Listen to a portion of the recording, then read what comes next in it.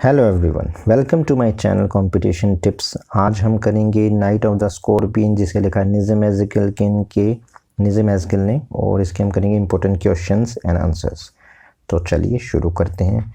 First question है, what of the following poets wrote the essay Naipaul India and mine? ये किसने लिखा था? फर्स्ट ऑप्शन है कमला दास, सेकंड ऑप्शन है पार्थो सारथी ने, तीसरा है आर के रामानुजन ने, और डी है निज़म एज़ेकिल ने। ये काफ़ी इंपॉर्टेंट क्वेश्चन है क्योंकि पीजीटी 2011 में, यूजीसी नेट 2012 में और केवीएस पीजीटी 2013 में ये क्वेश्चन पूछा गया। तो बताइए क्या होगा इसका। नाइपॉल इंडियन माइन किसने लिखी थी और ये किसका एस्से कलेक्शन था या एस्से था? तो कमला दास की, पार्थो सारथी की, आर के रामानुजन की या निज़म एज़ेकिल? यस, ये निज़म एज़ेकिल की थी। 1965 में ये लिखी गई थी। चलिए बढ़ते हैं दूसरे क्वेश्चंस की तरफ। दूसरा सेकंड क्वेश्चन जो हमारे सामने आ रहा है वो है, ए टाइम टू चेंज है was written by. A time to change जो है किसने लिखी थी? पी लाल ने, डब्ल्यू बी ईस्ट ने, सी निज़म एज़ेकिल ने या डी कमला दास ने? टाइम टू चेंज किसने लिखा है? पी लाल, डब्ल्यू बी ईस्ट, निज़म एज़ेकिल या कमला दास ने? ये लिखा है निज़म एज़ेकिल ने और ये 1952 में लिखी गई थी। ये उनकी फर्स्ट बुक ऑफ पोएम थी, a time to change, first book of poem. और ये काफ़ी इंपॉर्टेंट क्वेश्चन एनवीएस पीजीटी 2014 में पूछा भी गया है। तो बढ़ते हैं थर्ड क्वेश्चन की तरफ। The exact name in the name of a volume of poetry written by. जो एग्जैक्ट नेम है, ये जो इस नेम से जो वॉल्यूम ऑफ पोएट्री किसने लिखी थी? एनवीएस पीजीटी 2014 में ये क्वेश्चन पूछा गया। ए है ए के रामानुजन ने, बी है डेरिडा ने, सी है एडवर्ड सेड ने और डी है निज़म एज़ेकिल ने। बताइए किसने लिखी है एग्जैक्ट नेम? जी हाँ, ये लिखी है, इसका ऑप्शन होगा डी, निज़म एज़ेकिल ने ये लिखी है। और द एग्जैक्ट नेम ये पब्लिश हुई थी 1965 में, और नाइट ऑफ द स्कॉर्पियन भी इसी वॉल्यूम ऑफ पोइट्री का पार्ट है। तो चलिए बढ़ते हैं नेक्स्ट क्वेश्चंस की तरफ। क्वेश्चन नंबर 4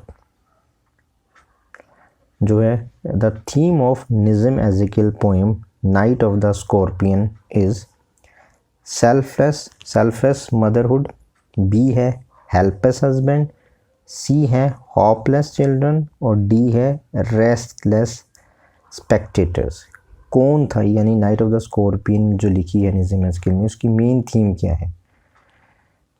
क्या ये आरपीएस पीजीटी 2016 में है? ये है सेल्फलेस मदरहुड। क्यों? क्योंकि जब माँ को बिच्छू ने काटा था और जब उसका दर्द कम हुआ था 20 घंटे बाद, तो माँ ने उठ के क्या कहा था? भगवान का धन्यवाद किया था और कहा था, भगवान तेरा बहुत बहुत धन्यवाद कि बिच्छू ने मुझे काटा और मेरे बच्चों को नहीं काटा। तो ये सेल्फलेस मदरहुड दिखाती है इस पोएम। चलिए बढ़ते हैं नेक्स्ट क्वेश्चंस की तरफ।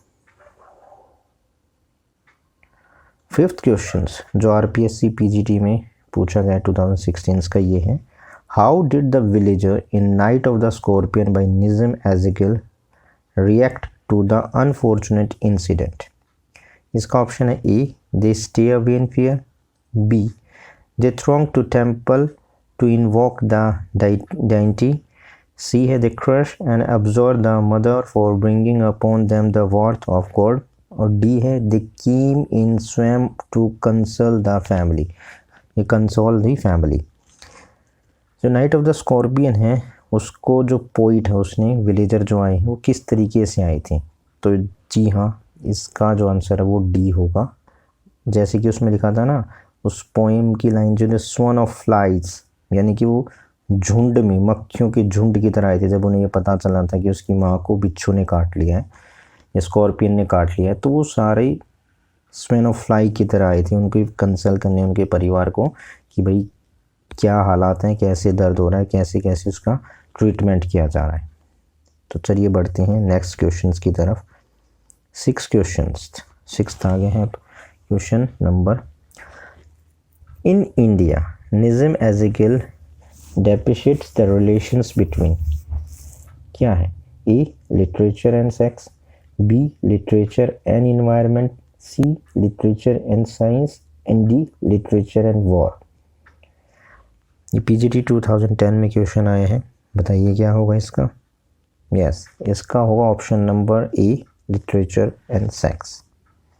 चलिए बढ़ते हैं क्वेश्चन नंबर 7 की तरफ। ये सारे इंपॉर्टेंट क्वेश्चंस मैंने कलेक्ट किए हैं, अलग अलग एग्ज़ाम में क्वेश्चंस आए हैं, जिससे आपको हेल्प हो। और इनमें से काफ़ी सारे क्वेश्चंस रिपीट होने के चांसेस होते हैं, क्योंकि पोएम छोटी है तो क्वेश्चन इनमें से ही आएंगे, यही रिपीट होंगे। Why had the scorpion enter the house in Ezekiel night of the scorpion, यानी कि कैसे जो एंटर हुआ था उसके पीछे क्या रीजंस था और क्या कारण थी। A, he has a diabolic plan, B, he wanted to test the patience of the villagers, C, he was seeking protection from the steady rain, या D, he has been conjured by the fate। तो इसका options क्या होगा, इसका option होगा C, क्योंकि ये पहली पोएम की तीसरी लाइन में ही था कि वो लगातार होती बारिश में अपने आप को बचाने के लिए आया था, यानी कि he was seeking protection for the steady rain। इसका आंसर होगा C। तो बढ़ते हैं नेक्स्ट क्वेश्चंस की तरफ। Question number 8, Ezekiel poem background casually in written about. जो बैकग्राउंड कैजुअलिटी है किसके ऊपर लिखी गई है या किसके लिए लिखी गई है, जो GIC लेक्चर में 2016 में ये क्वेश्चंस पूछा गया। ऑप्शन है हिमसेल्फ, बी है his friends, his adviser option C, और डी है हिज कंट्री। तो ये किसके लिए लिखी गई है, तो ये लिखी गई है, ये एक ऑटोबायोग्राफिकल पोएम है द बैकग्राउंड कैजुअली, और ये इसने खुद के लिए लिखी थी, यानी कि ऑप्शन ए हिमसेल्फ, निज़िम एज़िकल ने अपने लिए ही ये ऑटोबायोग्राफिकल पोएम लिखी थी बैकग्राउंड कैजुअली। तो चलिए बढ़ते हैं क्वेश्चन नंबर 9 की तरफ। How long did the sting of the poison last in the Nissim Ezekiel poem night of the scorpion, यानी कि जो डंक था वो कितने देर बाद उसका जो पॉइजन है ना वो उसका असर ख़त्म हुआ। ये RPSC PGT 2013 में है।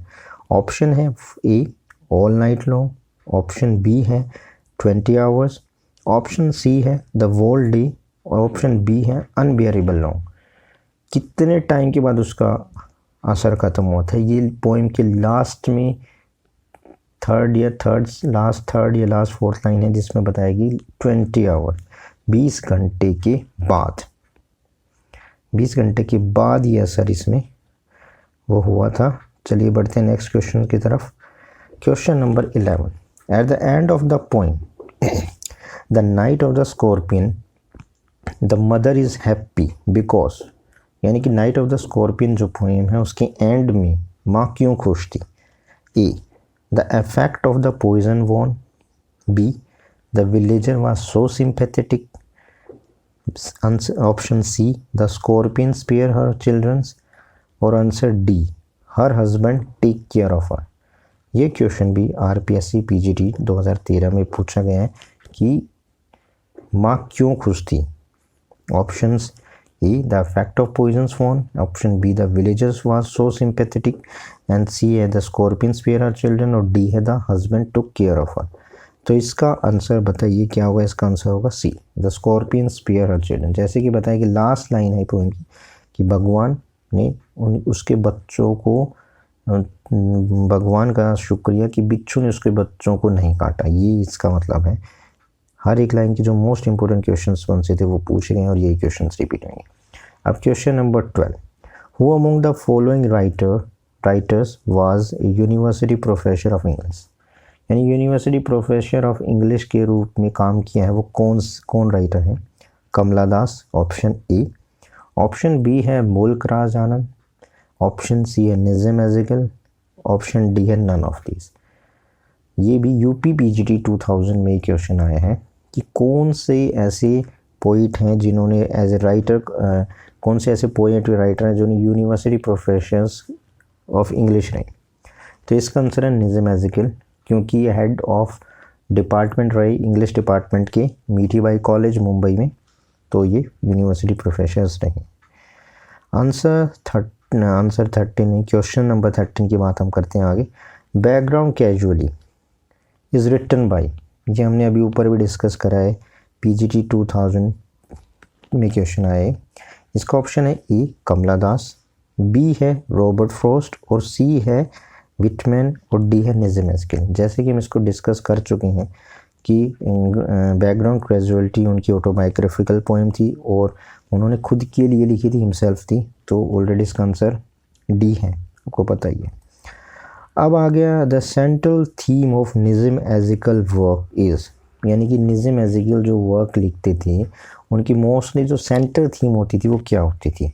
Option A social reform, option B patriotism, option C nostalgia, और ऑप्शन डी एलिनेशंस। तो इनमें से कौन सी उनकी थीम थी? तो उनकी थीम थी एलिनेशंस, मतलब अलगाव, अलग होना, ये दुख हो, एलिनेशंस उनकी थी। ये पीजीटी 2013 का क्वेश्चन है। क्वेश्चन नंबर 15 की तरफ चलते हुए, night of the scorpion is a poem by Kamala Das, option A, option B Nissim Ezekiel, option D Dom Moraes, option D है ए के रामानुजन। ये भी पीजीटी 2013 में क्वेश्चन है, इजी क्वेश्चन, आपको पता ही होगा। इसका answer night of the scorpion लिखी है, निज़म एज़ेकिल की पोएम का नाम ही है ये, तो ये तो कोई ज़्यादा बड़ा क्वेश्चन नहीं था, लेकिन कन्फ्यूजन करने के लिए क्वेश्चंस पूछते हैं एग्ज़ाम में जब आपके कोर्स में इतने सारे पोएम है। तो which of the following Indian English poet was professor of English at Bombay university?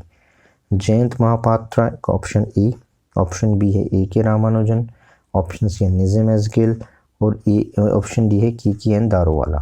तो ये क्वेश्चन भी मैं ऑलरेडी डिस्कस कर चुका हूँ, पीजीटी 2013 का क्वेश्चन है। जैसे कि मैंने बताया अभी कि कौन से राइटर या पोइट जो professor of English at Bombay university में रहे हैं, और ये हेड ऑफ इंग्लिश डिपार्टमेंट रहे हैं, और ये मीठीबाई कॉलेज में, स्पेसिफिक नाम भी आ सकता है, मीठीबाई कॉलेज भी आ सकता है। तो इसका आंसर होगा सी, 16 का आंसर होगा C. Answer number 7, who is a Jewish origin. ये भी बहुत कॉमन क्वेश्चन से बहुत बार आया है, कन्फ्यूजन करने के लिए ये क्वेश्चन पूछा जाता है। इसका ऑप्शन है ए कमला दास, ऑप्शन बी है आर के नारायण, ऑप्शन सी है नन, या ऑप्शन डी है निज़म एज़ेकिल। तो ये अभी देखा कि ये मराठी स्पीकिंग जूइश फैमिली से थे और जूइश ओरिजिन है, तो ये है निज़म एज़ेकिल। आंसर इसका होगा डी, पीजीटी 2002 का क्वेश्चन है।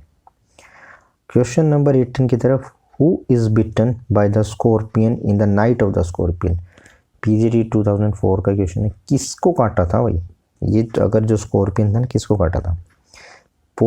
ऑप्शन है ए पोइट को, ऑप्शन बी द नरेटर को, ऑप्शन सी है मदर को, ऑप्शन डी है फादर को।